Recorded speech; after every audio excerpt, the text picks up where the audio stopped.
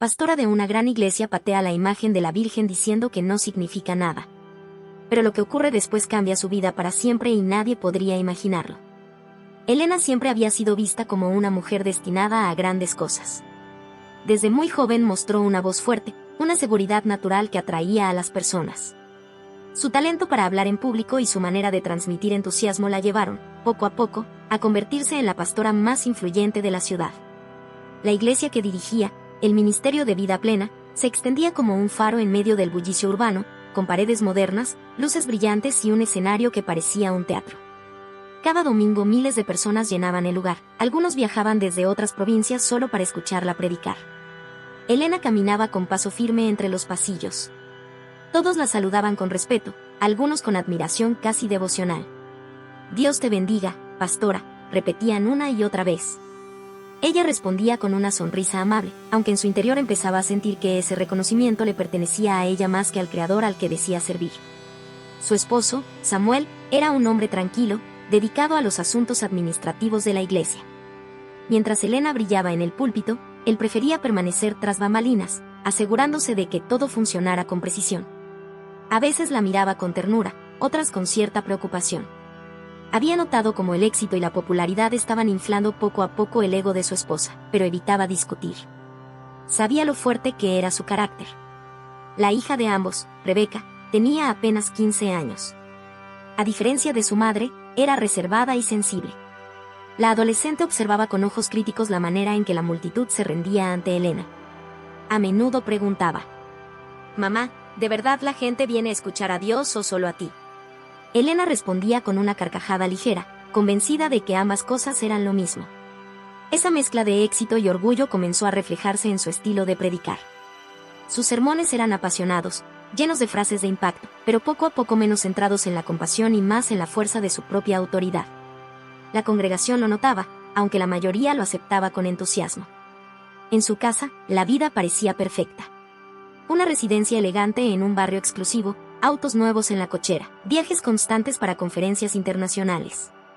Elena era invitada a programas de televisión, citada en revistas religiosas y reconocida como ejemplo de liderazgo femenino. Para muchos, ella era el rostro moderno de la fe. Sin embargo, detrás de esa fachada, existían grietas que apenas se insinuaban. Samuel, en silencio, se sentía cada vez más desplazado. Rebeca, en sus días de colegio, soportaba la presión de ser la hija de la pastora famosa, algo que la hacía sentirse observada y juzgada por todos. Elena, concentrada en mantener la imagen impecable, rara vez percibía esos detalles. Una noche, después de un largo servicio en el que la iglesia estuvo repleta, Elena se miró al espejo de su vestidor. Observó su cabello perfectamente arreglado, el traje elegante y el rostro maquillado. Sonrió con satisfacción. «Soy una mujer bendecida», se dijo a sí misma. Pero en el fondo, lo que sentía era orgullo. Orgullo de haber llegado tan alto, orgullo de ver cómo miles le escuchaban y seguían cada palabra. Esa sensación de poder comenzó a instalarse como un huésped permanente en su corazón. Para Elena, todo lo que había logrado era prueba de que estaba en lo correcto, de que su camino era intocable. Poco podía imaginar que la semilla de su caída ya estaba germinando, invisible, bajo la superficie de su aparente éxito. El domingo siguiente, la iglesia estaba abarrotada como de costumbre. Las luces iluminaban el escenario, los músicos preparaban sus instrumentos y los voluntarios acomodaban a las familias que seguían llegando. Había un aire de expectativa, como si todos esperaran un mensaje especialmente poderoso. Elena subió al púlpito con la seguridad que la caracterizaba. Su voz resonó fuerte, clara, llenando cada rincón del templo. «El pueblo de Dios no necesita imágenes para creer», proclamó, levantando la Biblia con una mano. «Nuestra fe está en el Espíritu, no en objetos». Los aplausos retumbaron en el lugar, aunque algunas miradas se cruzaron incómodas. Elena avanzó en su predicación con una vehemencia inusual. Hablaba sobre la pureza de la fe, sobre el peligro de los ídolos y sobre la necesidad de reconocer a Cristo como único mediador. Hasta ese punto, sus palabras seguían siendo aceptables para la mayoría, pero entonces dio un giro inesperado. Con voz firme ordenó a los sugieres: «Y tráiganme aquí esa imagen de la Virgen María que alguien dejó en la entrada». Un murmullo recorrió el auditorio. 2 hombres se acercaron, cargando una pequeña estatua de yeso que representaba a la Madre de Jesús. La colocaron a los pies de Elena. Ella la observó unos segundos, con el rostro endurecido. Luego, en un gesto repentino y teatral, levantó el pie y le dio una fuerte patada. La imagen cayó al suelo con un ruido seco que hizo eco en el silencio del templo. «Que esto no significa nada», dijo con desprecio. «Solo es yeso pintado. Nuestra adoración pertenece únicamente a Dios». Un sector del público estalló en aplausos, de pie, vitoreando el acto como una muestra de valentía. Otros, en cambio, quedaron petrificados, horrorizados ante lo que acababan de presenciar. Algunas mujeres llevaron las manos a la boca, incapaces de ocultar las lágrimas. Un anciano se levantó y salió en silencio, moviendo la cabeza con tristeza. Samuel, sentado en la primera fila, sintió un escalofrío. Quiso intervenir, pero se contuvo. Conocía el carácter de Elena y sabía que discutir en ese momento sería inútil. Rebeca, en cambio, bajó la mirada, avergonzada y confundida por el gesto de su madre. Lo que Elena no imaginaba era que todo había quedado grabado. Varias personas transmitían en directo desde sus teléfonos, y en cuestión de minutos el video circulaba en redes sociales. Miles de usuarios comenzaron a compartirlo, algunos celebrando la valentía de la pastora, otros denunciando lo que llamaban un acto de blasfemia y falta de respeto. Al terminar el culto, Elena fue rodeada por un grupo de seguidores que la felicitaban. «Pastora, usted tiene la autoridad de Dios», le decían. Ella sonreía, disfrutando la aprobación de unos y minimizando el rechazo de otros. En su interior se sentía más poderosa que nunca. Pero esa misma noche, en casa, Samuel no pudo callar. «Elena, ¿tenías que hacer eso?», preguntó con voz seria. «No era necesario. Heriste la fe de mucha gente». «Exageras», respondió ella con un gesto de fastidio. «Solo mostré la verdad». Rebeca, desde la mesa, susurró. «Mamá, no tenías por qué hacerlo». Elena la miró con firmeza, como si sus propias palabras fueran una revelación divina. «Algún día lo entenderás».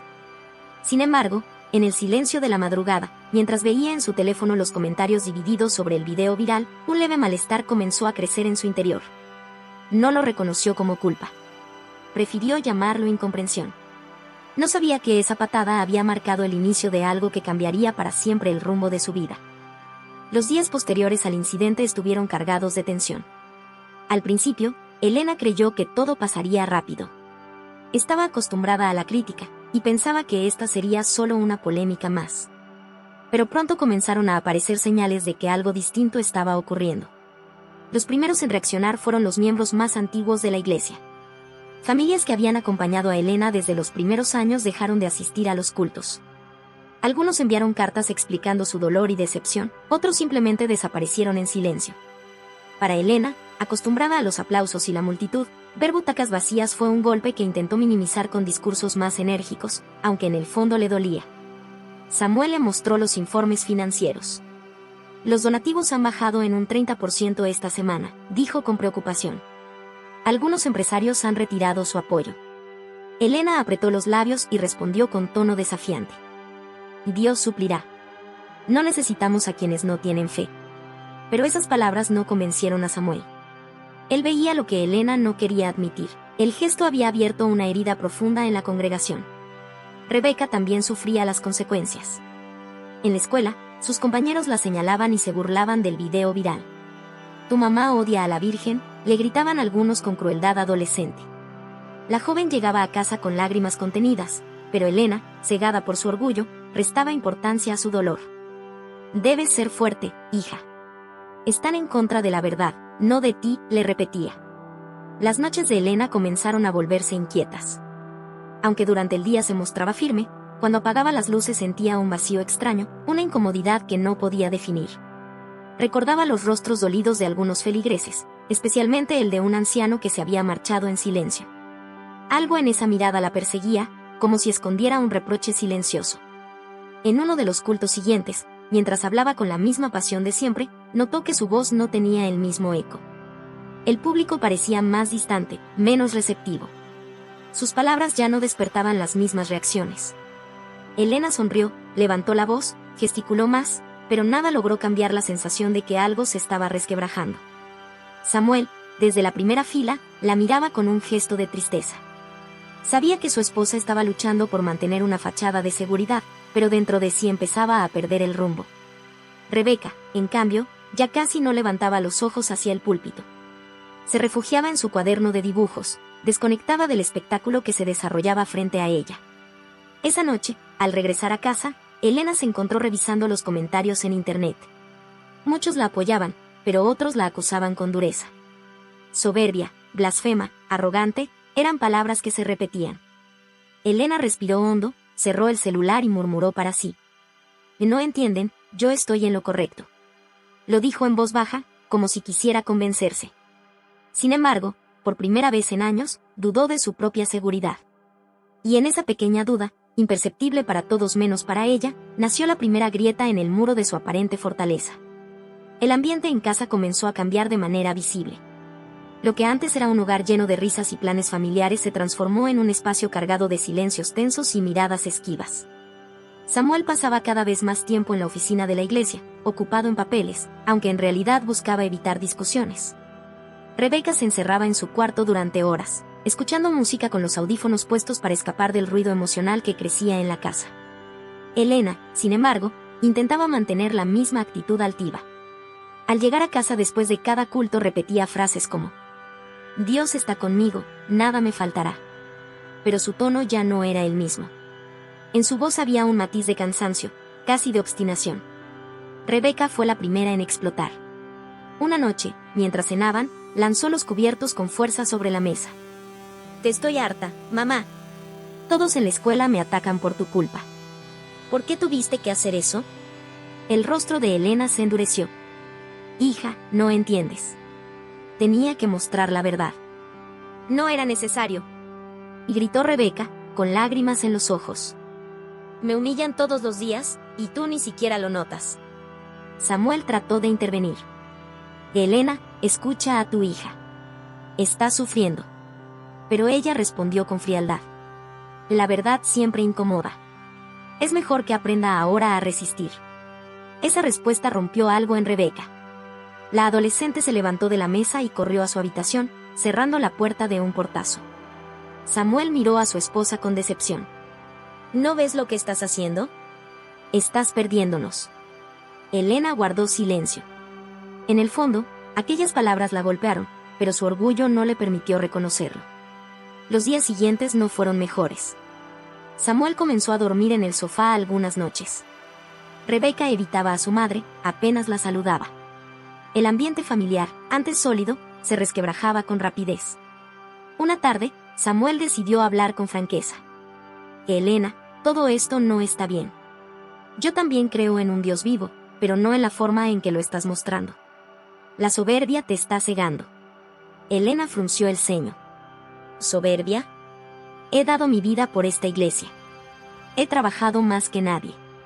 ¿Y ahora me acusas de soberbia? Te acuso de olvidar la humildad, respondió Samuel con voz firme. Y si no cambias, nos vas a perder. Ese nos resonó en los oídos de Elena como una amenaza.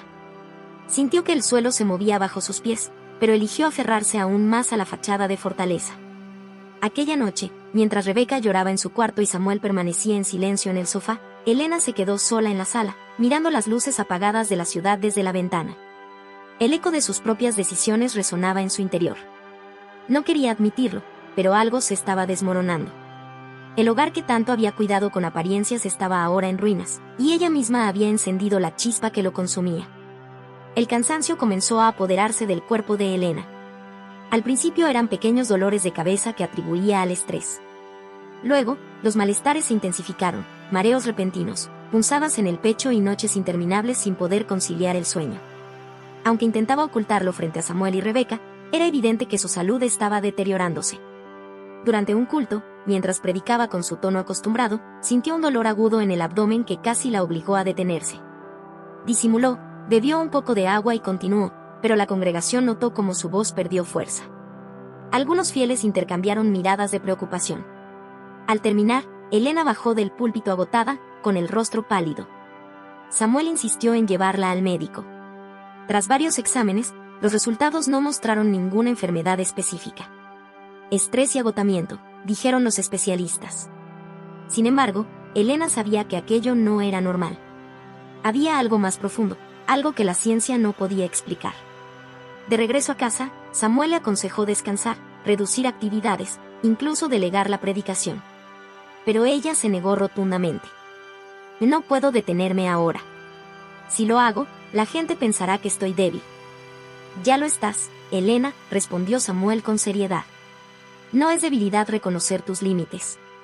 Elena guardó silencio. No quería admitir que cada día se sentía más frágil.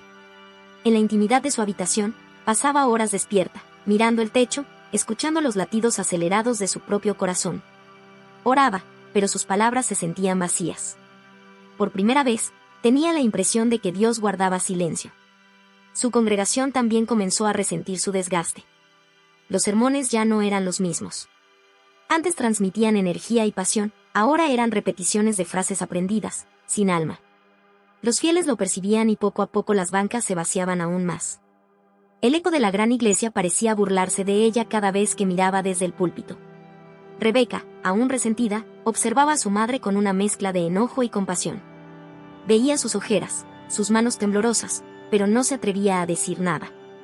El dolor entre ellas había creado una distancia difícil de romper. Una noche, Elena se miró al espejo del baño. El reflejo que le devolvió la mirada no era el de la mujer fuerte y segura de antes. Sus ojos estaban apagados, su piel lucía cansada. Apoyó las manos sobre el lavabo y, con un hilo de voz, susurró. ¿Qué me está pasando? El silencio de la casa fue su única respuesta. En ese instante comprendió que algo más grande que el cansancio físico la estaba consumiendo. Era como si la vida le estuviera cobrando factura por cada gesto de orgullo, por cada palabra de desprecio. Su cuerpo y su alma estaban heridos, y aunque intentaba negarlo, lo sabía, la caída ya había comenzado. La noticia cayó como un balde de agua fría. La iglesia había perdido un juicio millonario contra una constructora que reclamaba pagos atrasados por la ampliación del templo. Samuel llegó a casa con los documentos en la mano, el rostro desencajado. Elena, lo hemos perdido todo, dijo con voz quebrada. La sentencia obligaba a la iglesia a pagar una suma imposible de cubrir. Las cuentas fueron congeladas, los autos embargados y la mansión familiar quedó hipotecada. En cuestión de semanas, la prosperidad que había rodeado a la familia se desmoronó como un castillo de arena. Elena, en shock, intentó mantenerse firme ante los fieles que aún quedaban. Y el enemigo quiere destruirnos, pero Dios nos levantará, declaraba desde el púlpito. Sin embargo, sus palabras ya no tenían el mismo efecto. Muchos la miraban con desconfianza, otros con compasión. La mayoría había dejado de creer en su liderazgo. Samuel, cansado de cargar con la administración y las deudas, comenzó a distanciarse más. No había discusiones fuertes, solo un silencio pesado que hablaba por sí mismo. Dormía en otra habitación y apenas cruzaba palabras con Elena. Rebeca, en cambio, ya no podía contener su frustración. «Mamá, abre los ojos», y gritó una tarde. Todo esto empezó desde que hiciste aquello con la imagen. Desde ese día, nada volvió a estar bien. Elena la abofeteó sin pensarlo, y enseguida sus ojos se llenaron de lágrimas. No por el golpe, sino porque comprendió que había perdido la capacidad de escuchar. Fue la gota que colmó el vaso. Samuel se levantó del sofá, tomó la maleta que ya tenía preparada y miró a Elena con tristeza. «No puedo seguir así. Me llevo a Rebeca. Necesitamos respirar lejos de ti». Elena quiso suplicar, pero su orgullo se lo impidió. Solo los vio partir, con el corazón hecho pedazos. La casa quedó en un silencio insoportable. Elena caminaba por los pasillos vacíos, donde antes había risas y conversaciones. Se sentó en la cama, rodeada de papeles legales y notificaciones bancarias. Por primera vez, admitió para sí misma que estaba sola. Esa noche, encendió la televisión. En un noticiero local transmitían el video de su patada a la Virgen María, recordando la polémica. Escuchó los comentarios de especialistas, críticas feroces, burlas en redes sociales. Apagó de golpe, incapaz de soportarlo. Se arrodilló en medio de la sala, llorando con rabia. «¿Dónde estás, Dios? Yo lo hice por ti», y gritó, golpeando el suelo. Pero el cielo parecía cerrado. No había respuesta, no había alivio. Solo el eco de su propia voz rebotando en las paredes vacías. Con la iglesia quebrada, la familia rota y la salud tambaleante, Elena comprendió que estaba frente al borde del abismo. Ya no quedaba nada de la pastora admirada que un día había conquistado multitudes. El desplome había sido total, y lo único que permanecía intacto era el silencio que la envolvía. Elena caminaba por las calles de la ciudad con pasos vacilantes, la cabeza inclinada y el corazón pesado. La soledad y el miedo la habían convertido en una sombra de la mujer que alguna vez llenaba templos enteros con su voz y su presencia. Todo lo que había conocido como éxito parecía haberse desvanecido. Cada gesto de orgullo y cada palabra de desprecio hacia los demás la habían dejado aislada. Fue en ese estado que apareció Dolores, una mujer anciana que había sido fiel a la iglesia desde sus primeros años. Con una sonrisa suave y ojos llenos de comprensión, se acercó a Elena mientras ésta descansaba en un banco del parque. «Pastora Elena», dijo Dolores con voz cálida, «he visto cómo te has perdido en tu propio orgullo. Quiero hablarte, si me permites». Elena levantó la vista, sorprendida y cautelosa. No estaba acostumbrada a recibir palabras de alguien que no viniera a felicitarla o a criticarla. «No sé si pueda escucharlas», susurró. «He cometido errores, demasiados». Dolores se sentó junto a ella, sin prisa, y comenzó a hablar con paciencia. «Todos hemos caído, hija mía. Pero no es tarde para el arrepentimiento. La soberbia ciega, pero la humildad abre el camino. No se trata de mostrar poder, sino de reconocer que nuestra fuerza proviene de quien siempre nos ha sostenido». Elena sintió un nudo en la garganta. Nunca alguien le había hablado de esa manera, sin juicios, sin reproches, solo con ternura y verdad. Escuchó mientras Dolores continuaba. «La fe verdadera no está en los aplausos de los hombres, ni en la riqueza ni en la fama. Está en la compasión, en el amor que damos y en la humildad para reconocer nuestros errores. Solo así se encuentra la paz». Un silencio cómodo se instaló entre ellas. Elena miró el parque vacío, los árboles y las sombras que caían con el sol de la tarde. Por primera vez en semanas, sintió que podía respirar sin que el peso del mundo le aplastara el pecho. Dolores puso una mano sobre la de Elena, con un gesto sencillo, pero lleno de significado. «Y no es demasiado tarde», dijo suavemente. «Pero debes decidirlo tú misma. Solo el arrepentimiento genuino puede reparar lo que se ha roto dentro de ti». Elena cerró los ojos, sintiendo una mezcla de lágrimas y alivio. Por primera vez en mucho tiempo, se permitió reconocer su fragilidad y la verdad de sus errores.